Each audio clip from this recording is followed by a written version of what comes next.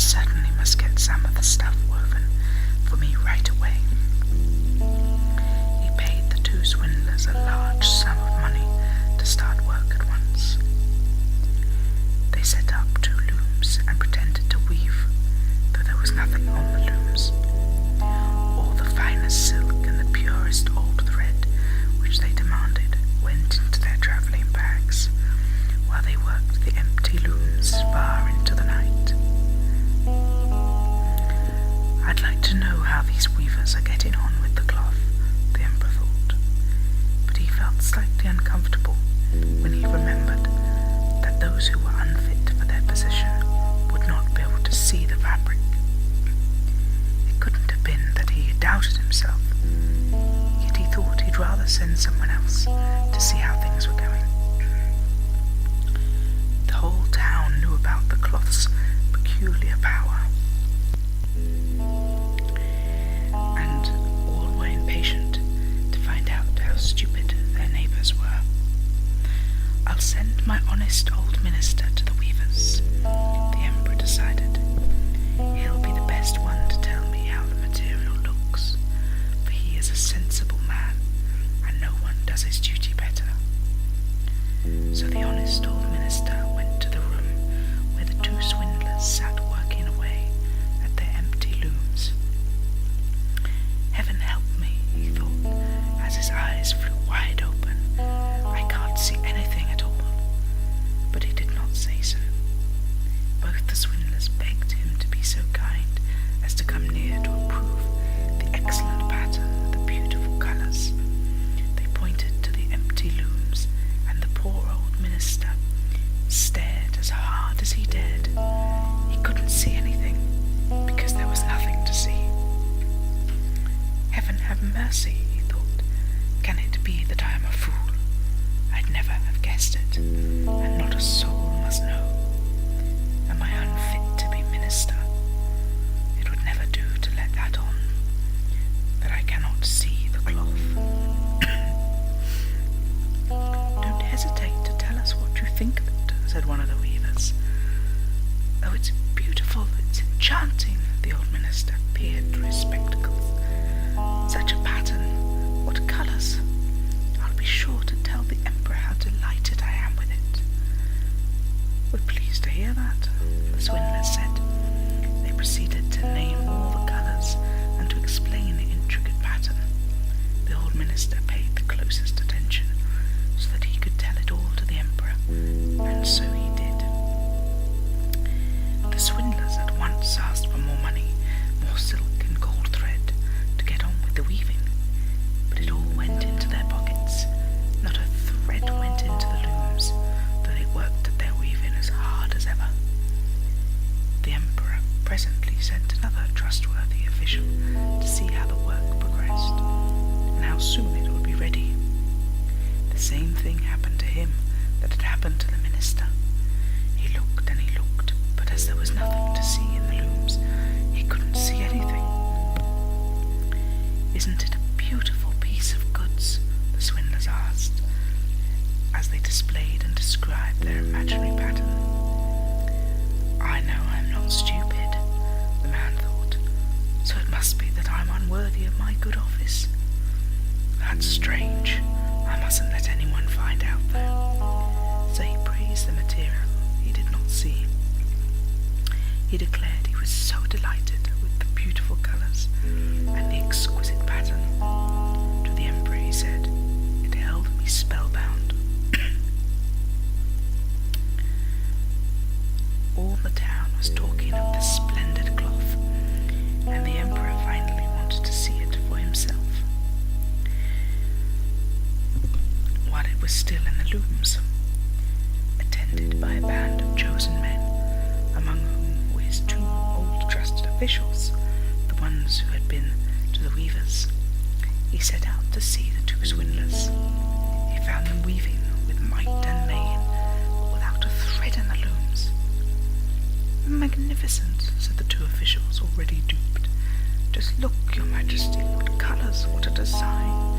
They pointed to the empty looms, each supposing that the others could see the stuff.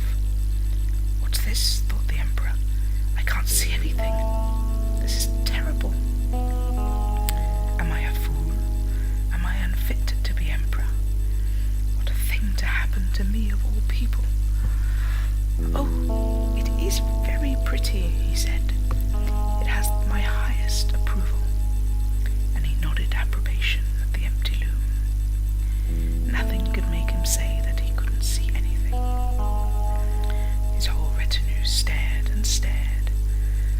one saw no more than another, but they all joined the emperor in exclaiming, "Oh, it is very pretty," and they advised him to wear clothes made of this wonderful cloth, especially for the great procession he was soon to lead.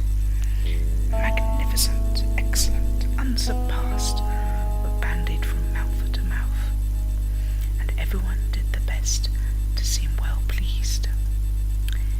The emperor gave each of the swindlers a cross to wear in his buttonhole, and the title of Soever. Before the procession,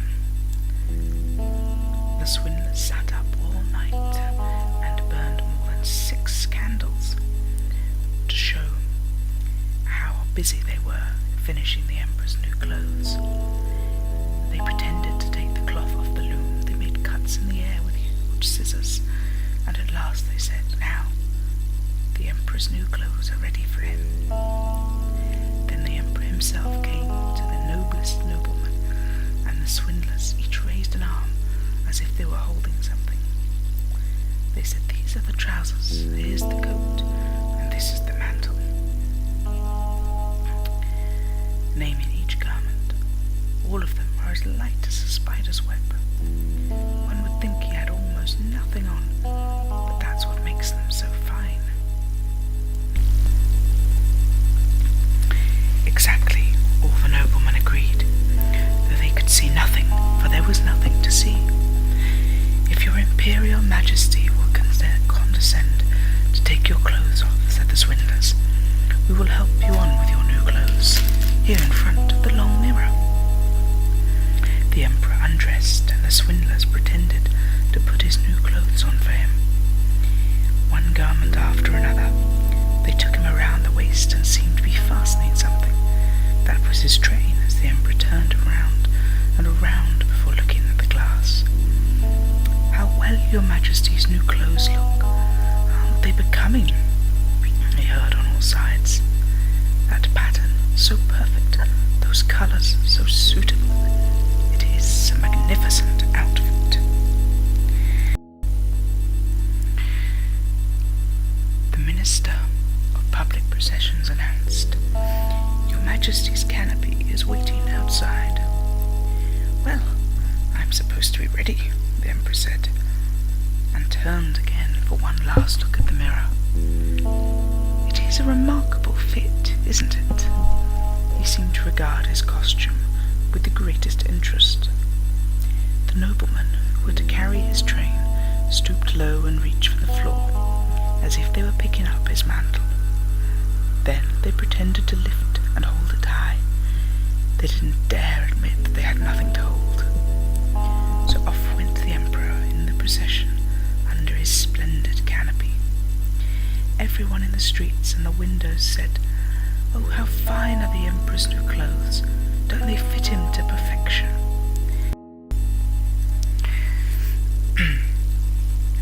"And see his long train." Nobody would confess that they couldn't see anything, for that would prove them either unfit for his position or a fool. No costume the emperor had worn before was ever such a complete success. "But he hasn't got anything on," a little child said. "Did you ever hear such innocent prattle?" said its father, and one person whispered to another what the child had said. "He hasn't anything on. A child says he hasn't anything on." "But he hasn't anything on," the whole town cried at last. And so it went through every person. The emperor shivered, for he suspected they were right, but he thought, this procession has to go on. So he walked more proudly than ever, as his nobleman held high the train that wasn't even there. So that was The Emperor's New Clothes by Hans Christian Andersen. And I hope you enjoyed it. And I'm sorry for the background music. I'm still getting used to the new recording. Bye bye.